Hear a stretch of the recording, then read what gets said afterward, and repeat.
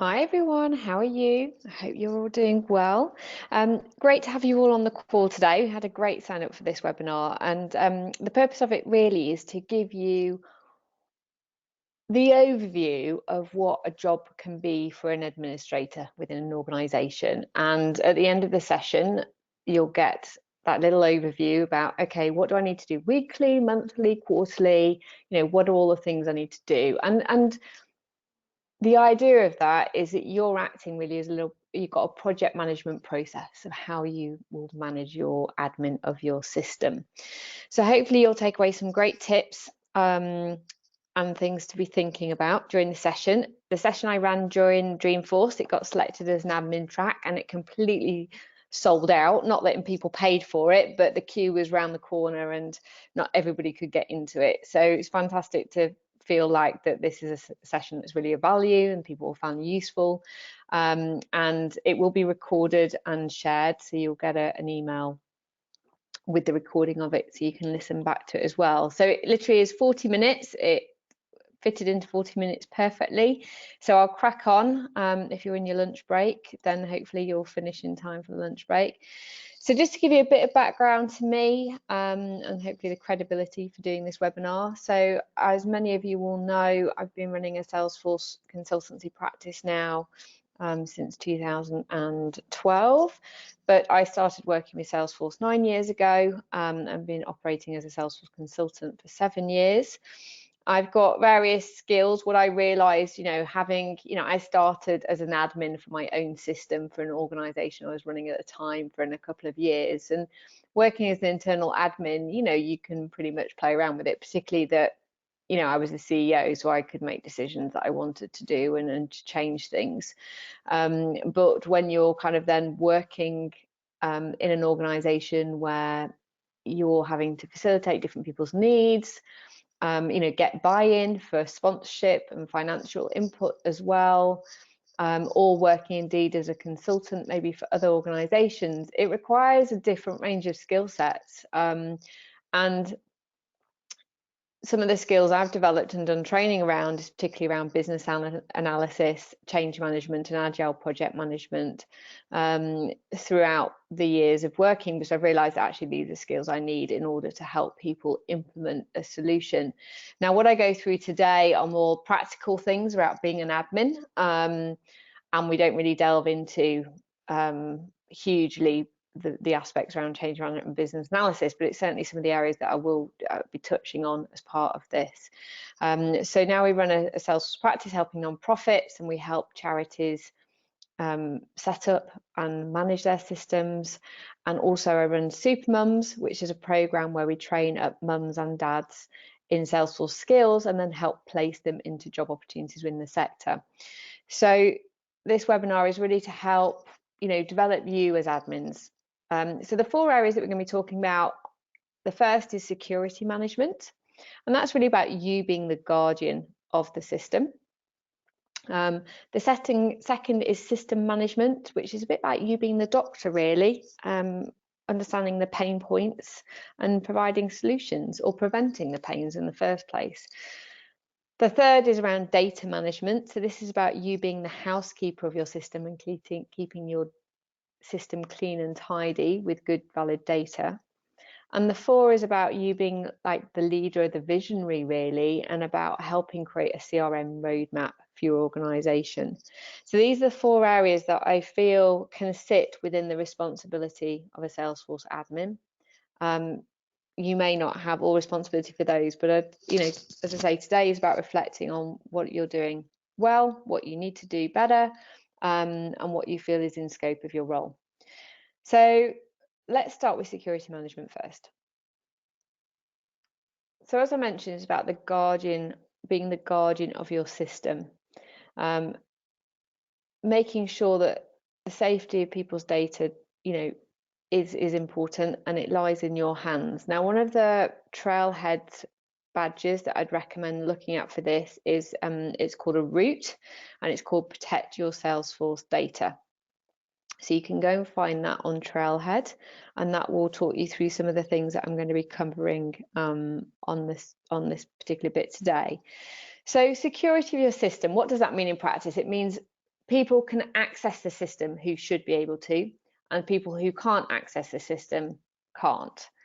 But then you've got a different layer of that, which means that people who access the system can only see what they're meant to be able to see and can't see things that they shouldn't be able to see. So if you don't get this right, it means a data breach can happen. It means that you might have then financial penalties or reputation risk, and potentially personal liabilities. Now, it is a little bit scary, but sometimes we've worked with customers where nobody's taken responsibility for deactivating somebody after they've left the organization. And so you've got people who technically could still have access to the system, even though they don't work for you. That could cause potential data breach. Or it could be that people can see data in the system that they can't, they're not meant to see. And again, that's a potential another data breach. So what are the things that you can do to help mitigate this, and to make sure that your system is secure? So the first is running a security health check. Now, a security health check is a tool that is available in your setup area of your Salesforce system. What it does is it audits your system, looking at how secure it is, looking at all the different areas, and then it scores you and gives you a report and tells you all the things where your does red, amber, green status, and it makes a series of recommendations. Now, if you haven't done that, then absolutely do it, because it's the first thing that you probably want to look at, because it will automatically do a lot of that auditing for you and provide you with clear guidance around some of the things to check. So check out the security health check if you haven't already, and it's something that you might want to do regularly, not that often, because obviously once it's done, it's, you've done it, but it might be a 6-month check or a 1-year check, for example. The other aspect that Salesforce introduced was My Domain, which means that rather than go to salesforce.com to log in, you would create a My Domain, which in my situation would be economic change/salesforce.com, which means that there's meant to be an extra level of security there for you. So it means that if anybody's accessing the system, they're doing it through My Domain. And if you particularly got a Salesforce community, customer community, it enforces you to set up a My Domain. And normally with Lightning as well, it encourages you to do that. So you might have My Domain set up already, but if you haven't, it's something else to check.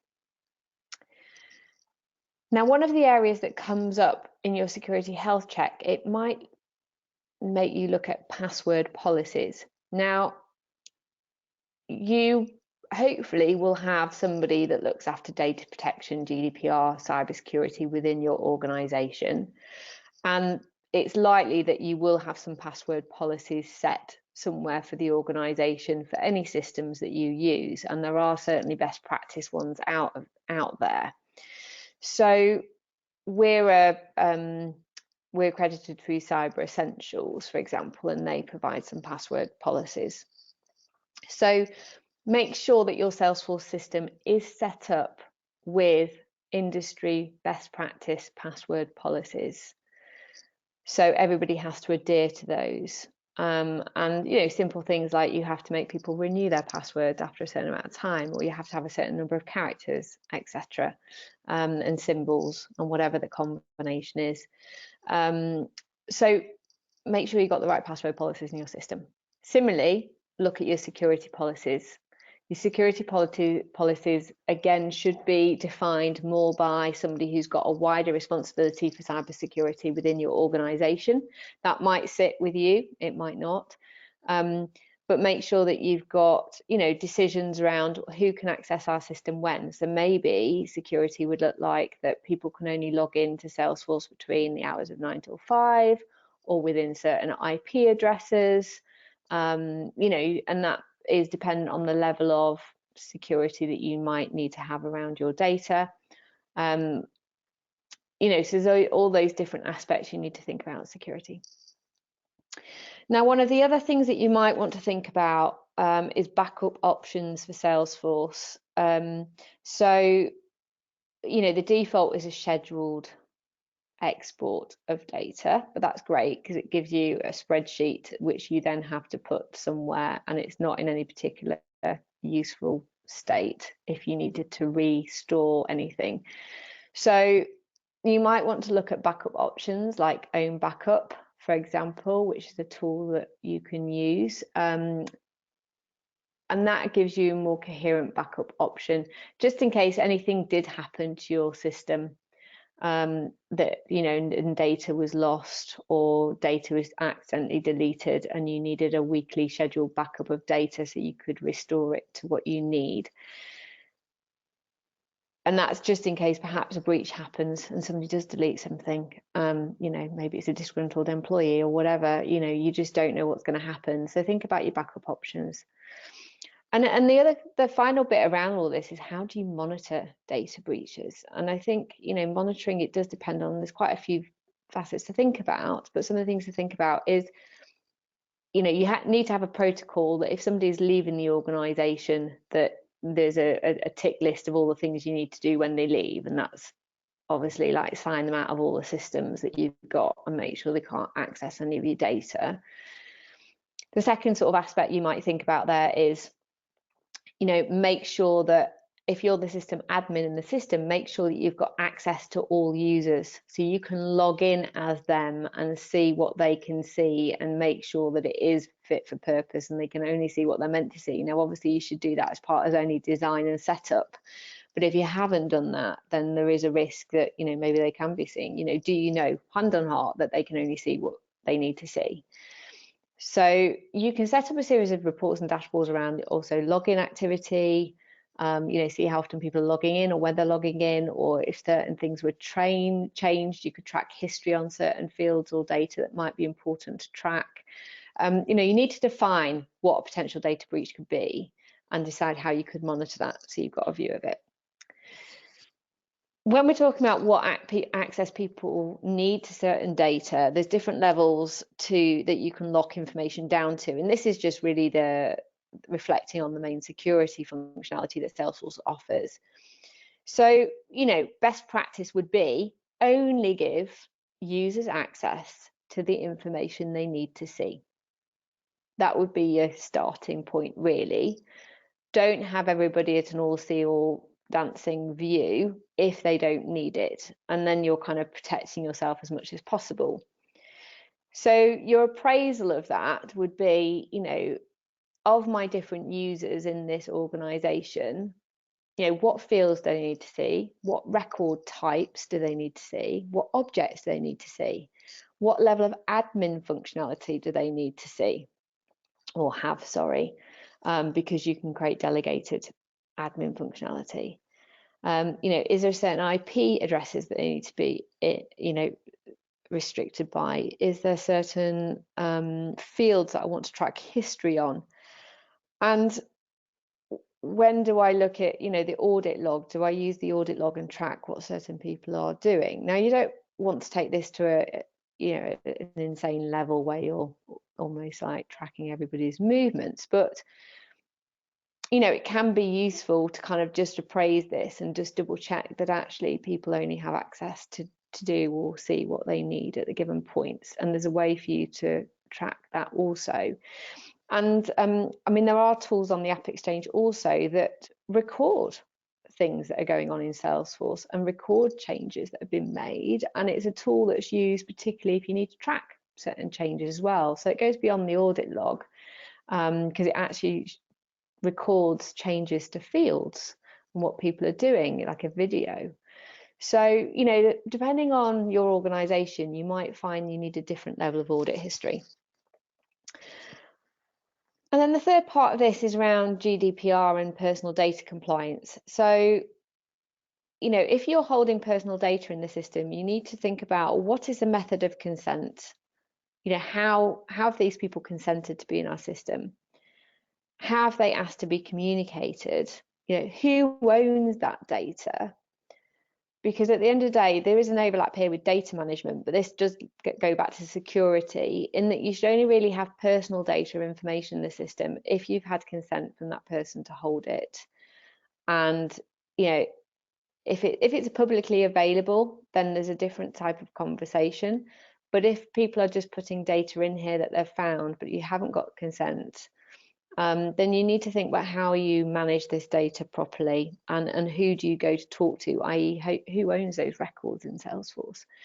So you need to make sure your system is secure, but the data in there is input securely, in that you know why it's in there, you know why it's going to be used, it has a purpose, and it's backed up.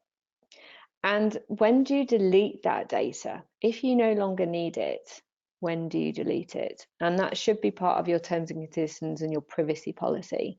So you want to be making sure that you're kind of adhering to those and have a checklist of things in place to do it. So as a wrap up for security management, 3 essential takeaways I would recommend. Make sure your password policies are in place. Have a user access protocol. Make sure that people can only see what they need to see and can only log in if they're meant to log in. And have a way of managing data. And as I say, we will do a bit more of an in-depth situation overview of data in a moment. So let's look at system management. So as a doctor, really, you are doing health checks, you are fixing bugs, and you are finding solutions for your patients. It's a bit like running a doctor's surgery. And the trail that I've recommended for this is get started with Service Cloud for Lightning, because ultimately you want to be running like a support desk for your organization and logging all of the pain points and logging all the solutions. And this is where you should have the mindset of I am a consultant, but in-house, because you should be treating them like your customers. And you should be documenting, all the things that people are asking you to do. And I'll go into this in more detail. But if you don't do some of these, tracking of pain points and solutions, certain things might fail. So I've got an example here of where, if a health check hasn't been done and then an automation fails, you might find that the customers aren't receiving the emails they're meant to receive, or the team aren't getting the alerts they need about new sales, and then you've kind of got a reputational risk. And so again, that might cause a frustration because sales aren't being hit because nobody knew about new inquiries or whatever it is, so that's where health checks are really important. But I think also one of the risks that I'd like to just also talk about is if you don't, as an admin, manage it like a support desk, in that you've got everything logged that people have asked you to do, there's clear prioritization, and there's clear time boxing around how much time and money, effectively, because people are paying you for your role, those sorts of things will take. You can't articulate that to somebody. And we've certainly seen from my experience with customers that people are like, well, what have we had done? We don't know what's been done. We don't know what fix has been made. We don't understand where the time and money's gone. So I want you to act as an internal consultant almost, and think about it in that way. So let's just reflect on some of these areas, the things you need to do, and if you like, justify your reason for being. So some of the aspects you will need to think about is critical updates. Now, critical updates, I think, typically get sort of flagged up to admins every release that come through. So it might be more frequent than that if there's something they've had to do with the system. So if you see critical updates flag, have a look at it, act on it, and deal with any updates that you need to have, or else that's where you might have things failing. Also do your latest releases, and that's all on Trailhead now, which is fantastic. So you can go and do your trails and your badges and do the exam and keep up to date with what's happening, and take on board and share that information with your team where relevant, because all those new features are great, but they're only great if they get deployed in the organization and can be of use. And people, not everybody's going to go and do the trail. But if you can summarize and have your little Salesforce champion group and say, hey, these are new releases, would any of these be useful for you? Then that's the conversations that you want to be having. For Salesforce generally, there's latest releases of 3 times a year, but with NPSP, There's latest releases, I think every fortnight there's normally sort of updates. It's much more frequent. There's a lot more going on with that product. So there's kind of two areas that you need to think about. And there's also an MPSP health check as well, which you can do in your instance, which is found in the MPSP setup menu. So you'd want to be thinking about all those different aspects and just keeping on top of that. And that's not something you necessarily need to do daily, obviously. It's something you'll need to set in your diary as something to do. Now, the other health check areas that you can do is use the optimizer. And I'm just going to jump forward a slide here. So optimizer used to be a tool in the setup menu. I believe it's still there actually, but what they've also done is create a Salesforce Labs has created an app that you can install into your system. And the optimizer allows you to improve features and clean up customizations to help you reduce complexity. So it's another little audit tool that's there for you to make your life a little bit easier. So have a look at that. You know, something else to have a look at, and something else maybe to review every 6 months for what you want to do.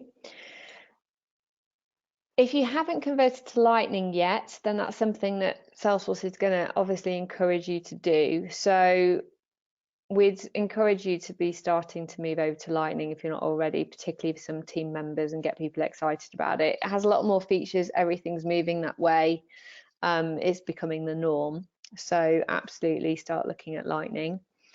And the final suggestion I've got on here is your field audit. And I've just put an app in the right-hand corner here called Field Trip, which we tend to use. And that allows you to do an audit of all your fields in your system, and it tells you how much they're being used. And what that means is that you can perhaps have a conversation with people in your teams to say, you know what, these fields aren't really used. Can we delete them and get rid of them? Because we've got a bit of a messy system and we'd like to clean it up. So a field audit might be good, particularly if you've got fields that you don't think are ever used anymore, and allows you to start that conversation. And the final bit of here is error handling. So there's different ways that you'll see errors. So here I've got the little options down here, so MPSP error logs, Apex errors, duplicate errors, and the places that you would find them. Again, that's just something else you should check on a regular basis, depending on how many errors you think you might have. So it could be a weekly check or a monthly check, depending on your system and how complex it is. Something I'd recommend here, though, is if error alerts go to specific people, you might not see them. So we do recommend, and I understand that this is price sensitive quite often, is that you might have a centralized system admin user license for Salesforce that you use to do configurations or integrations with third-party apps. And then that email address, if you get any notifications, that email address, you can make that email address be forwarded on to maybe 1 or 2 or 3 more people as a matter of default. So if somebody's on holiday, things don't get missed. You've got more of a centralized email and a centralized system admin account, because also if you set up integrations, etc. around a user and that user leaves, then you've got to kind of change everything over. So it is best practice where possible to have a standard user license account that's not named somebody, but it's like your system admin account. And then the final point here is around the support desk, which is what I was mentioning earlier. So, you know, treat your users as any type of customer. You know, you might be using the Service Console for other use cases within your organization. But you could set up a different record type, close down access to it, or allow people just to see what they need, and log it, you know, use it for logging all your cases and requests that people give you. Get them to submit a web to case form to submit things to you, and respond to them. Have an email to case, comments back and forth, you know, use it in that way, because that tool is there for you. It all exists in Salesforce already, and you can absolutely be using it. Now, if you're managing a bigger Salesforce implementation or a bigger use case, you might use something like Jira, which is a more complex system than maybe the Service Cloud Console. But absolutely, we want you to be thinking and justifying, you know, if somebody said to you as an admin, well, where have you spent your time this year and what have been the business benefits? Then, you know, having all of this clearly documented is really important for you. And this is an example like tier support model. So if people are submitting cases, you might have a way of allocating out what people are needing and who it can go to. So you might have a group of power users that can pick up some of these things and you can allocate them out. You might have a help desk. You might then have tier 2, which is going to sort of .com administrators, or there might be things that you need to escalate to a dev team, or maybe you're outsourcing your support contract. And then you might have like Salesforce Premier Support, for example, if you're using it there. So you can also grade who is going to take ownership of the cases that you have. So 3 essential takeaways here is manage your critical updates, look at error logs, create a case management system so you can track things that you're doing. Moving on to the third, data management. So here, this is about keeping your house in order and making sure your data is clean and tidy. The amount of organizations I've walked into where they've said, actually, you know, our system isn't fit for purpose, nobody trusts it, nobody trusts the data in it. That isn't the problem of the database. That is the problem of the users and the clear business rules around that data.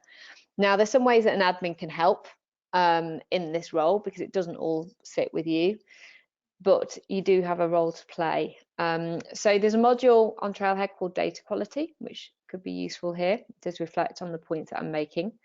But as I mentioned, if you have poor data, you get low user trust and adoption, you have poor customer intelligence, and it means that you can't also pull any really useful dashboards off the system because it's pretty much unusable. Now, some of the ways that you can help with this is duplicate management. One, think about the ways that you can prevent duplicates. Now, if you've got online forms and people are filling in something online, that can be pretty difficult because you don't want to stop data being entered into the system.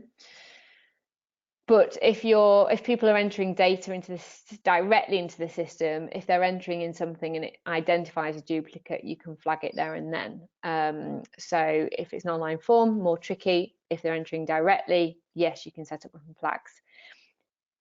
You want a way of detecting duplicates. Now, Salesforce offers its own duplicate management tools, which you can set up, you can configure, you can develop and customize.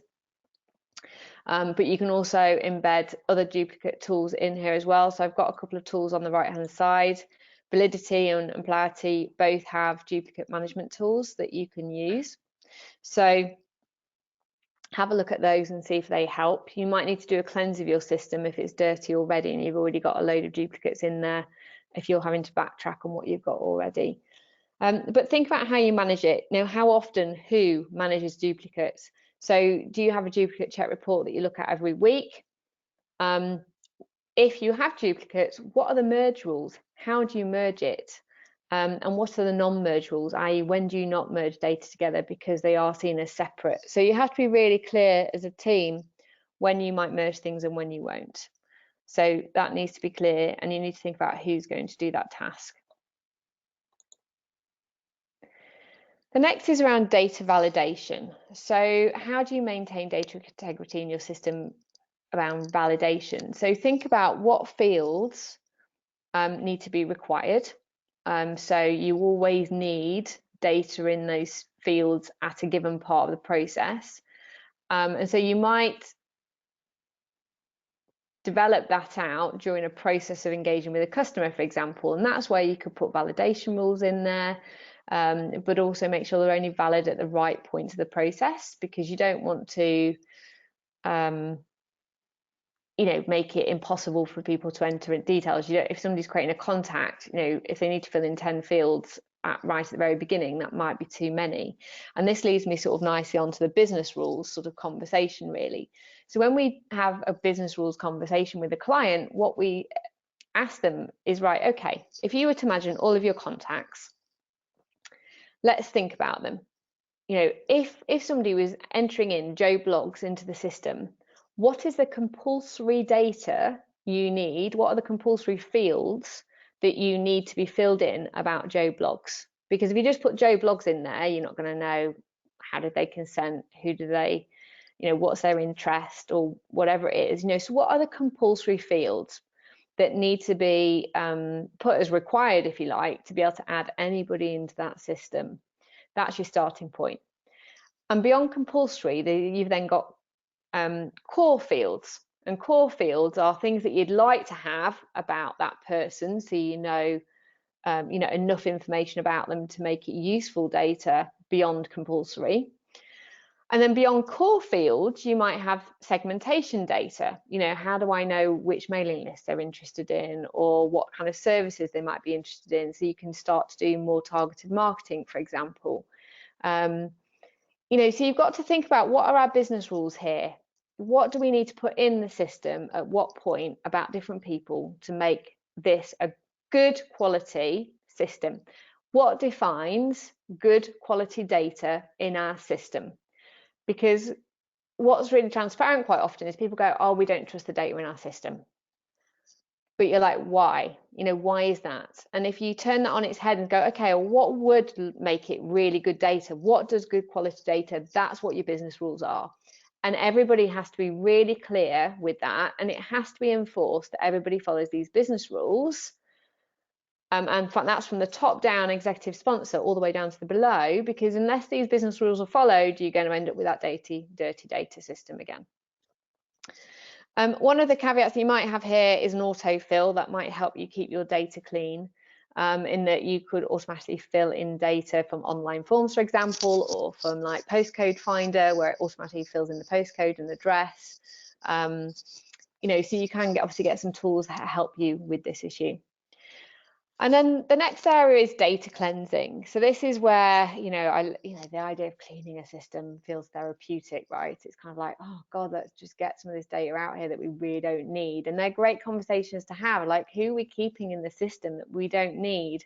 So what is your criteria for data deletion? And you should have this in your privacy policy that you created or have. So you need to think about, when do we delete data? Who's responsible for deleting data? Who's going to sign it off that you can delete it? What's the process? And if you're not deleting it yet, is there an archiving protocol? And if you archive it somewhere, then when do you fully delete it? What is that process? Because you can't keep people's data in your system forever. That particularly came at a point around GDPR. And data protection. You need to have a process of understanding when you're going to delete data. And seriously, it's not just for that as well, it just means it keeps your system clean. So 3 essential takeaways: duplicate management, business rules, data deletion actions. That's what I'd recommend to keep your system clean. Now, the 4th is always the exciting thing, and this is around the CRM roadmap. And I know admins, basically what you see is like, you've learned everything in Salesforce can do, and you're like, you want to sell it to everybody in the organization, but sometimes you can struggle to get their buy-in and where else. And this is again where I think key consultancy skills come in, and it really is about business analysis and looking to the future and selling a vision to the organization. So there's a trailhead here called Innovate the Salesforce Way, you might want to look at. But if you don't do this properly, you will end up having multiple risks. Multiple systems, data silos. That will give you a lack of data customer intelligence. This will lead to poor business performance, and there'll be low value placed in your CRM. So the key points around business analysis and why this is such an important skill is you've got to investigate. You've got to forget about what Salesforce can offer for a moment, really. You've kind of got to go back to the drawing board about, well, what is the priorities for this organization? What is the clear business case? And in order to get a clear business case, you need to understand, what is the strategy of this organization? What do they want to achieve as an organization within the next 3 years, for example? What are their priorities in their business plan? Is it about fundraising? Is it about outreach? Is it about, all these different areas? What's their pain points currently that is stopping them getting there? And you need to understand that not only from the top level, the exec board level, but also, what are the challenges for the delivery team or the frontline staff? What are their pain points? Are they struggling to meet their targets? And why? So you need to gather and ask all of these questions and then present a clear business case. Because that will give you, if you've got a clear business case that highlights the benefit to the organization and the employees around what they need to deliver, then that will give you high executive sponsorship.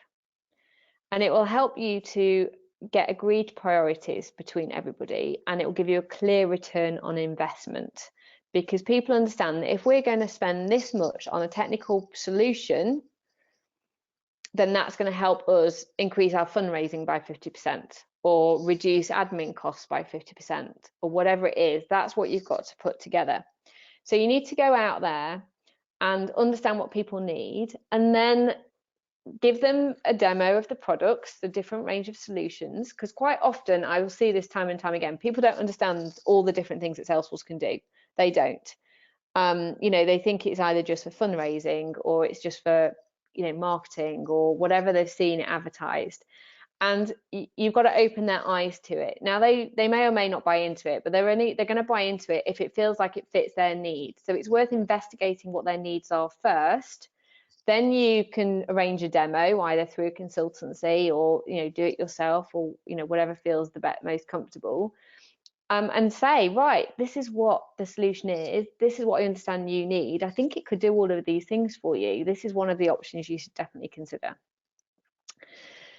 And so my final point really here is, you're going to learn a lot through all your training that you do with Salesforce and with Trailhead, and through understanding what different people need within your organization. I would say don't work in isolation, because the best way I've learned is through talking and working with people, even within our team, within the consultancy. We all have different expertise and all share information, help each other. So surround yourself by expert consultants, get yourself a mentor. Don't just think you need to know everything. Use a Trailhead user groups. Get onto Trailhead or get involved in training, and learn this yourself. But ultimately, don't be by yourself within your organization. What you want to have is those power users around you, and those power users should be trained up on a certain level of admin rights within your organization, and can also train people, and can be excited about all the updates that are coming out, because you need to have a support team just around you. So train people around you. Everybody's not going to have the time. If you're the sole admin, you're not going to have the time to, everybody's not going to have the time to do all this training and attend user groups and everything else. But make sure you come back and have a little Salesforce champion lunch, learning lunch every month, where you can talk about everything Salesforce and you can bring back all the things you've learned. But also arrange those learning lunches with the exec board members and with other people that aren't yet appreciative or understand what Salesforce can do. So you're constantly, hopefully, rolling it out amongst the organization, and sort of helping engage everybody in there. So the main wrap-ups here are: understand the business value of the system and sell that. So don't sell the system first, understand what people's needs are, and then sell the solution off the back of that. Integrate systems. Salesforce can do a lot of things for you, so try and help the organization reduce the number of systems they've got, or integrate the different systems so you've not got data silos. And the third is empower your users. So train, educate them, share the knowledge you're learning with them, get them excited about it too, through learning lunches, or training workshops or whatever it is, so you can move everybody along with you, and you're not sort of just working in isolation, as I say. So here's a little project plan for you. Again, you'll kind of get a recording of this so you can see it, but all those things that I've talked about today, I've put sort of against a daily, weekly, monthly or quarterly action plan, that you can have a look at against and go, right, well, when do I do these things? How do I create a little plan for myself to make sure that I'm tackling all of these things. And I can coherently show this to my manager and my boss so they know that you're on top of it, because all of these things are really important to your managers, particularly around cybersecurity and system management. Now, if any of you are looking for further support, some of the things that we can help you with if you need it are, we're running economic change one-day training workshops, which are going to be virtual during 2020. We're offering an early bird discount if you sign up now before Christmas. So if you want more help with any of these areas, we're running one on Salesforce MPSP setup and management, a day workshop on data management and analytics, another one on managing the health and security systems, so we're going to all the security areas and setting up profiles. And then the third is on system admin, custom design and automation. So if you want to get in with those, we've got various dates. We're running those one-day workshops at least 4 or 5 times during next year. But if you want the discount early bird price, then you can sign up now. So I'll send you the emails about those and the details of the content we're delivering. And then the other thing that we're running through Supermums, which might interest some of you, is our consultancy skills course. And this is really about adding all those softer skills that are really important if you're helping roll out a solution or get people engaged in it. So as I mentioned, when I trained, I did week-long courses in change management, business analysis, project management, and consultancy skills with Salesforce. And so what I did when I came back off those courses is bring all that content together and make it useful and coherent to how we need to operate as a Salesforce consultant. So it's how I train my staff and the areas we go through. So what I've done is put this together as a 40-hour course, online training modules. So you get we will cover all the important areas around, as I say, project management, business analysis, change management, and also we'll touch on service and sales cloud. Alongside that training, the 40 hours doesn't need to be watched within 8 weeks. The content will be there for you to watch over a longer period of time, but we will be running group coaching calls around the content where you'll get a Q&A with me. We'll talk around different areas, talk about the situations you're facing in your workplace, and sort of be able to help with that as we move, as you move through the process. But also it's really about, understanding these skills that I'm giving you. We'll also match you with a mentor. And if you're not working currently, would help you get a work placement beyond that through our recruitment arm, our Supermums recruitment arm, so we can help you start to develop these skills in the workplace if you're not working currently. If you're working somewhere, then you'll have all the skills. You'll have the situation where you'll be able to put these skills straight into use. So we just want to empower people, because having Salesforce admin skills is great, but if you're struggling to kind of get people bought in, or you don't know how to roll out the system, or kind of manage some of the things that we talked about today, particularly around the CRM roadmap, for example, then this course will give you the skills to do that. And I have to say, hand on heart, I'm so glad that I did all of these courses, because they are essential skills for being a great Salesforce admin, I would say, and also act as a consultant, whether that's internally or externally. There's, I think it's essential, and it's why I put all my staff through these courses when they join my consultancy, because I think they're really important skill sets. So if we can help you do that, I'd love to help you more. But hopefully today has been really valuable for you in terms of just thinking through any other areas that you haven't thought about before. Hopefully you're doing a lot of those things already, and it's been a good sense check, if nothing else. But I'm happy to answer any questions if you have any.